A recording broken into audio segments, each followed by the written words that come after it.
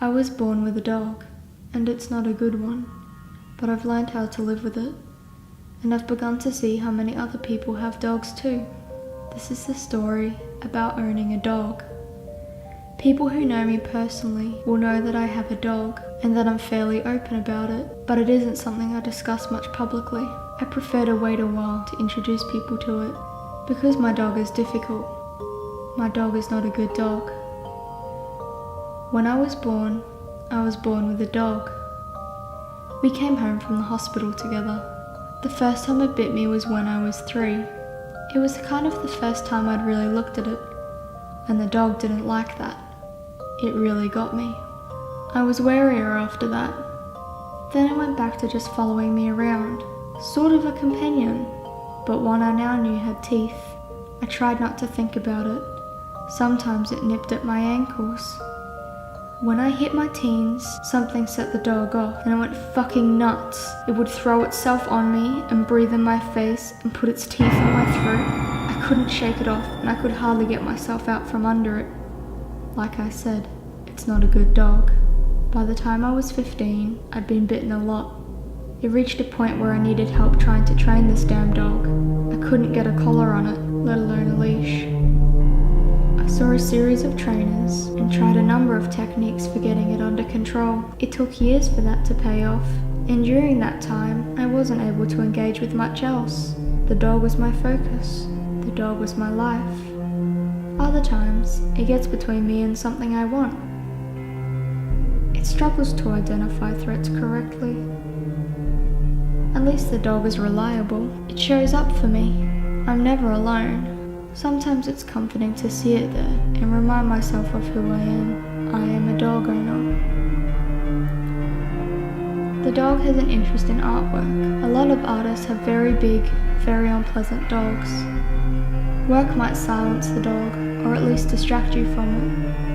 But sometimes the dog eats your homework, you know? Sometimes it stops you from working altogether. Sometimes I've only been able to make lightweight work, snatching the rare moments when the dog is asleep. It's hard to focus on a project when I'm just worrying about when it's going to wake up. On the other hand, some of my work has been directly informed by the dog. I have learned that you can work with the dog, and you can also work to spite the dog. You can survive the dog trying to stop you, and sometimes you make better work when you have to fight to make it. There is a power that comes from the fact of your survival. Usually the dog just wants to wound me, but at times it has made attempts at my life. I did work, and I do work hard to survive, but there are many people who do not survive, whose dogs get them. They did not work any less hard. As much as I may have worked to train and subdue my dog, I have survived largely by chance, and at times against my will. In general, the dog is quite quiet these days. It hasn't attacked me so brutally in years. I've learnt what provokes it and what calms it. When it acts out, I've learnt defences, moves to break a grip, to put space between us. I've also gotten faster at healing when bitten. I take the dog out on play dates with my friends' dogs. The dogs get tired from the company, and it gives us a break. A tired dog can't even be bothered to bark. It's wonderful. My dog doesn't play well with all dogs. I've met some people where our dogs just riled each other up under years of training.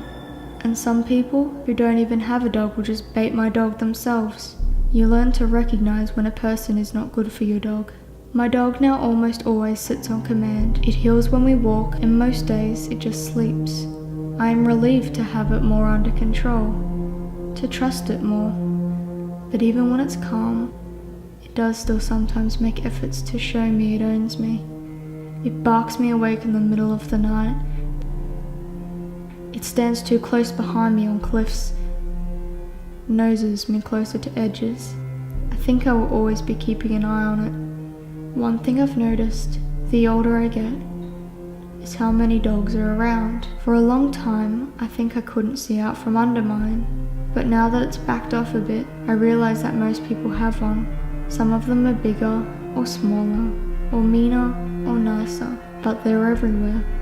Even a tiny dog can be a bad dog sometimes. So now, it's not so embarrassing when mine disobeys me. It's not as scary when it gets riled up, because I know it will eventually calm down.